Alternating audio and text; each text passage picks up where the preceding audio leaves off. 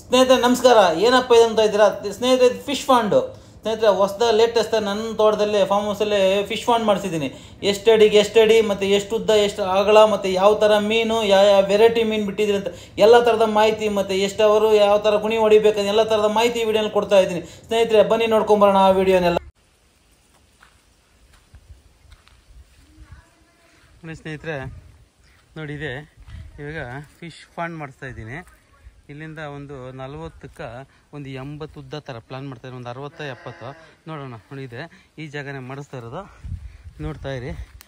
ಇದು ಖಾಲಿ ಬಯಲಾಗಿದೆ ಈಗ ಸ್ನೇಹಿತರೆ. ನೋಡಿ JCB ಕೆಲಸ ಸ್ಟಾರ್ಟ್ ಮಾಡ್ತಾ ಇದೆ. ಸ್ಟಾರ್ಟ್ ಆಯಿತು ನೋಡಿ. JCB ಎಲ್ಲನೂ ಆ ಗಿಡಗಳೆಲ್ಲ ಕಿತ್ತಾಗ್ತಾ ಇದೆ. ಏನಕ್ಕೆ ಅಂದರೆ ಅಲ್ಲಿ ಫಾಂಡ್ ಮಾಡ್ತಾ ಇದ್ನಲ್ಲ, ಫಿಶ್ ಫಾಂಡು, ಅದಕ್ಕೋಸ್ಕರ ನೋಡಿ JCB ಎಳಿತಾ ಇದೆ ಸ್ನೇಹಿತರೆ. ನಿಮಗೆ A to Z, ಏನಿಂದ Z ಗಂಟ ಅಂದರೆ ಫಾಂಡ್ ಮಾಡೋದು, ಮತ್ತು JCB ಎಷ್ಟು, ಮತ್ತು ಫಿಶ್ಶು ಎಲ್ಲಿ ಸಿಕ್ತು, ಎಲ್ಲ ಥರದ ಯಾವ ಥರ ಬಿಡಬೇಕು, ಯಾವ ಥರ ಮೇವು ಹಾಕ್ಬೇಕು, ಎಲ್ಲ ಥರದ ಮಾಹಿತಿ ಈ ವಿಡಿಯೋನಲ್ಲಿ ಕೊಡ್ತಾ ಇದ್ದೀನಿ. ದಯವಿಟ್ಟು ಸ್ಟಾರ್ಟಿಂಗಿಂದ ಎಂಡ್ವರೆಗೂ ಮಿಸ್ ಮಾಡದೆ ನೋಡ್ತಾನೆ ಇರಿ ಅಂತ ಹೇಳ್ತಾ ಇದ್ದೀನಿ ಸ್ನೇಹಿತರೆ. ಮತ್ತು ಇನ್ನೊಂದೇನಪ್ಪ ಅಂದರೆ ಅವರ್ಗೂ ಎಷ್ಟೆಷ್ಟು ಆಗ್ತಿದೆ. ಮತ್ತು ಇನ್ನೊಂದು ಚಿಕ್ಕ ಮಳೆ ಬೀಳ್ತಾ ಇದೆ, ಪರವಾಗಿಲ್ಲ, ಅದೇನು ತೊಂದರೆ ಆಗಲ್ಲ.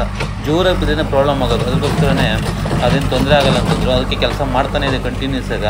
ಇದು ಪ್ರತಿಯೊಂದು ಮಾಹಿತಿ ಈ ವಿಡಿಯೋನಲ್ಲಿ ಕೊಡ್ತಾನೂ ಇದ್ದೀನಿ. ದಯವಿಟ್ಟು ಇಲ್ಲಿ ಮಿಸ್ ಮಾಡದೆ ನೋಡ್ತಾನೆ ಇರಿ. ಮತ್ತು ಯಾರ್ದು ನಿಮ್ಮ ಫ್ರೆಂಡ್ಸ್ಗೇನು ಬೇಕಾದರೆ ಅವ್ರಿಗೂ ತಿಳಿಸ್ಕೊಡಿ ಮತ್ತು ಶೇರ್ ಮಾಡಿ ಈ ವಿಡಿಯೋನ ಅಂತ ಹೇಳ್ತಾ ಬನ್ನಿ ಸ್ನೇಹಿತರೆ, ಪ್ರತಿಯೊಂದು ಮಾಹಿತಿ ತೊಳ್ಕೊಂಬರೋಣ ಈ ವಿಡಿಯೋನಲ್ಲಿ.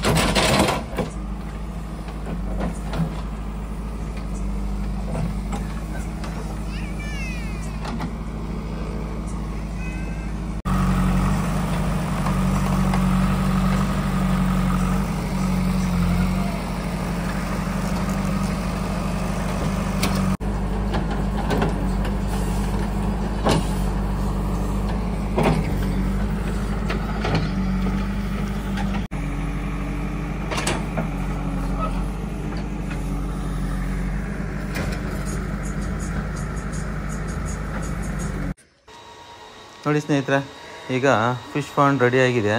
ಇದು 65ಕ್ಕೆ 32 ಏನೋ ಬರ್ತಾ ಇದೆ.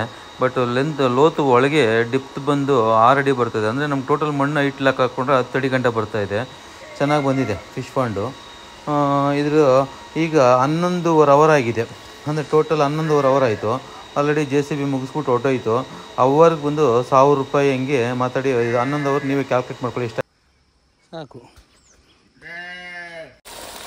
ನೋಡಿ ಫಿಶ್ ಫಾಂಡ್ ರೆಡಿ ಆದಮೇಲೆ ನೀರು ಸ್ಟಾರ್ಟ್ ಮಾಡಿದ್ದೀರಿ, ನೀರು ಬಿಟ್ಟಿದ್ದೀರಿ, ನೀರು ಓಡ್ತಾ ಇದೆ ನೋಡಿ. ನಮ್ಮದ್ರಲ್ಲಿ ನೀರಿಗೇನು ತೊಂದರೆ ಇಲ್ಲ. ನಮ್ಮ ಬೋರಲ್ಲಿ ಒಳ್ಳೆ ನೀರು ಬರ್ತಾರೆ ಕಾರಣಕ್ಕೋಸ್ಕರ ಇದೊಂದು 65ಕ್ಕೆ 32 ಅಂದರೆ ಮ್ಯಾಕ್ಸಿಮಮ್ ಒಂದು 8 ಅವರ್ ಲೋಡ್ ಆಗುತ್ತೆ. ಒಳ್ಳೆ ನೀರು ಬರ್ತಾಯಿದೆ, ಒಂದು 3 ಇಂಚ್ ದಪ್ಪ ಬರ್ತಾಯಿದೆ ನೋಡಿ. ಮೆಟ್ಟು ನೋಡಿ, ಆಗ ಸ್ವಲ್ಪನೇ ಲೋಡ್ ಆಗ್ತಾ ಇದೆ. ಅಂದರೆ ಸ್ವಲ್ಪ ವಾಟ ಯಾವ ಕಡೆಯೂ ಇಲ್ಲ, ಕರೆಕ್ಟಾಗಿ ಮಡಗಿದ್ದಾನೆ ಚೆನ್ನಾಗಿ. ನೋಡಾಗ ನೋಡಿ ಅಷ್ಟು ನೀರು ಬಂತು ನೋಡಿ. ಲೋಡ್ ಆಗ್ತಾನೇ ಇದೆ, ಕಂಟಿನ್ಯೂಸ್ ಆಗಿ ಓಡ್ತಾ ಇರೋದು. ಚೆನ್ನಾಗಿ ನೀರು ನೋಡಿ, ಫುಲ್ ಲೋಡ್ ಆಗಿತ್ತು. ಈಗ 5 ಅಡಿ ಇದೆ. ಈಗ ಒಂದು 5 ಅಡಿ ಆಳ ಇದೆ, ಚೆನ್ನಾಗಿದೆ. ಇನ್ನೊಂದು ಫಿಶ್ ತೊಗೊಂಬಂದು ಬಿಡಬೇಕು.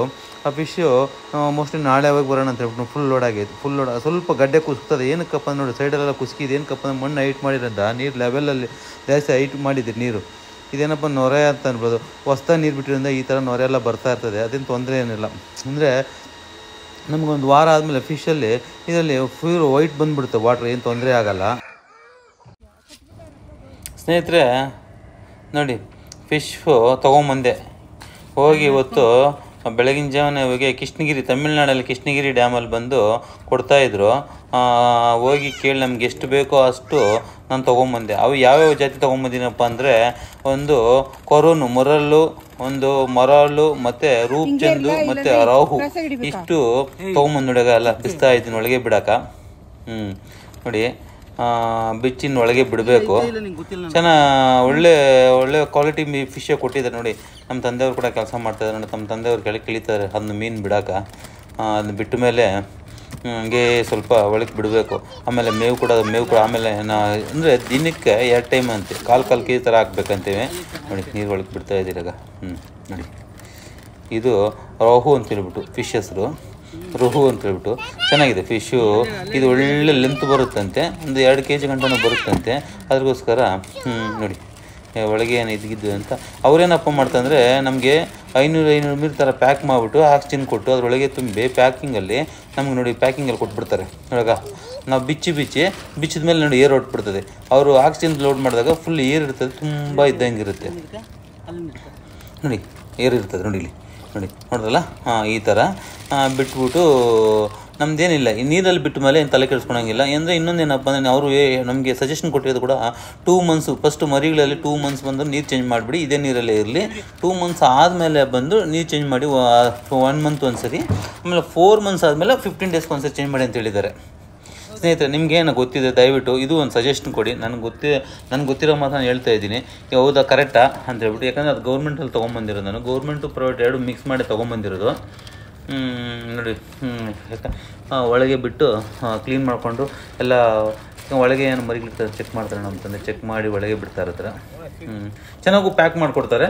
ಇನ್ನೊಂದು ಇಷ್ಟು ಅವರ್ ಅಂತ ಹೇಳ್ತಾರೆ ನೋಡಿ.